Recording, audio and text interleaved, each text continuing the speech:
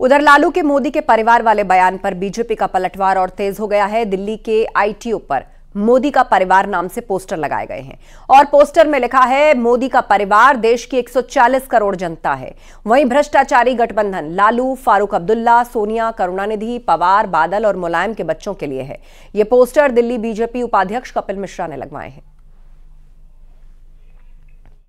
जहां एक और विपक्ष ने मोदी के परिवार पर हमला किया, वहीं बीजेपी ने इसी हमले का जवाब देते हुए एक बड़ा पोस्टर लगाया हुआ है। इस समय दिल्ली के आईटीओ पर देखिए एक बड़ा पोस्टर लगाया गया है। इस पोस्टर में साफ तौर से लिखा गया है कि मोदी का परिवार देश की 140 करोड़ जनता है। ये पोस्टर फिलहाल दिल्ली बीजेपी की तरफ से लगाया गया है, लेकिन साफ तौर से आप तस्वीरों में देखिए कि भ्रष्टाचारी गठबंधन के रूप में लालू के बच्चों के लिए, सोनिया के बच्चों के लिए, पवार के बच्चों के लिए ये तमाम कटाक्ष किए गए हैं। लेकिन सबसे बड़ी बात है कि जिस तरह विपक्ष ने प्रधानमंत्री नरेंद्र मोदी पर हमला किया, उसी हमले का जवाब फिलहाल बीजेपी ने भी दिया है कि जिस तरह इस प्रकार के पोस्टर न केवल आईटीओ पे लगाए गए हैं बल्कि जगह जगह दिल्ली में लगाए गए हैं। सीएम योगी ने अन्नदाताओं की मदद के लिए बड़ा ऐलान किया है। सीएम योगी ने भारी बारिश और ओला गिरने से प्रभावित 9 जिलों के लिए 23 करोड़ की धनराशि मुआवजे वितरण एडवांस के रूप में स्वीकृति प्रदान की है। इससे किसानों को काफी लाभ मिलेगा। तो 9 जिलों के लिए 23 करोड़ की धनराशि को मंजूर किया गया है। अचानक बारिश होने और ओले गिरने के कारण जिन किसानों की फसलें बर्बाद हुई हैं, उनके लिए ये सरकार की तरफ से धनराशि स्वीकृत की गई है।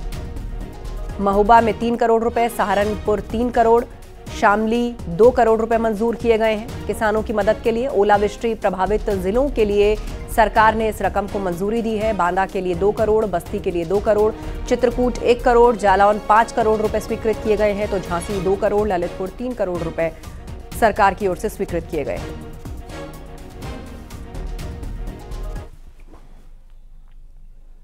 मुख्तार अंसारी की ओर से दायर याचिका पर सुनवाई करते हुए सुप्रीम कोर्ट ने मुख्तार अंसारी पर बड़ी टिप्पणी की है।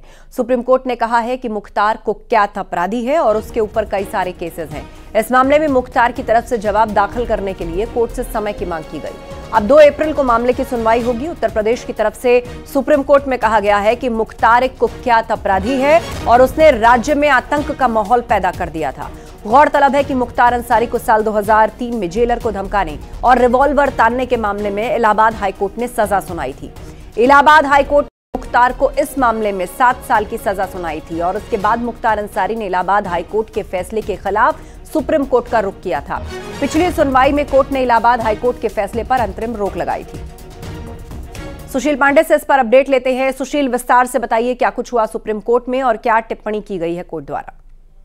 देखिए, इलाहाबाद हाईकोर्ट ने मुख्तार अंसारी को, चूंकि 2003 का ये मामला है जिसमें जेलर को धमकाने और उनके ऊपर रिवॉल्वर तानने के मामले में उनको 7 साल की सजा सुनाई गई थी, लेकिन इस पूरे फैसले को उन्होंने सुप्रीम कोर्ट में चुनौती दी थी। आज इस पूरे मामले पर सुनवाई होने वाली थी, लेकिन सुप्रीम कोर्ट ने इस पूरे मामले में सुनवाई टालते हुए बड़ी टिप्पणी की। सुप्रीम कोर्ट ने कहा कि मुख्तार अंसारी एक कुख्यात अपराधी है और उन पर कई सारे केसेस हैं। ऐसे में उनकी लिए जो फिलहाल फैसले दिए गए हैं उस पर विस्तृत विचार की आवश्यकता है। लेकिन इस बीच में उत्तर प्रदेश सरकार की तरफ से भी सुप्रीम कोर्ट में कहा गया कि मुख्तार के समय में राज्य में एक आतंक का माहौल था, तो निश्चित रूप से उनके ऊपर बहुत सारे मुकदमे ऐसे हैं जिन अभी सुनवाई चल रही है। बिल्कुल, कुछ मामलों पर अभी सुनवाई चल रही है, लेकिन जवाब दाखिल करने के लिए समय मांगा गया है और 2 अप्रैल को इस मामले की अब अगली सुनवाई रखी गई है। जानकारी के लिए शुक्रिया सुशील आपका।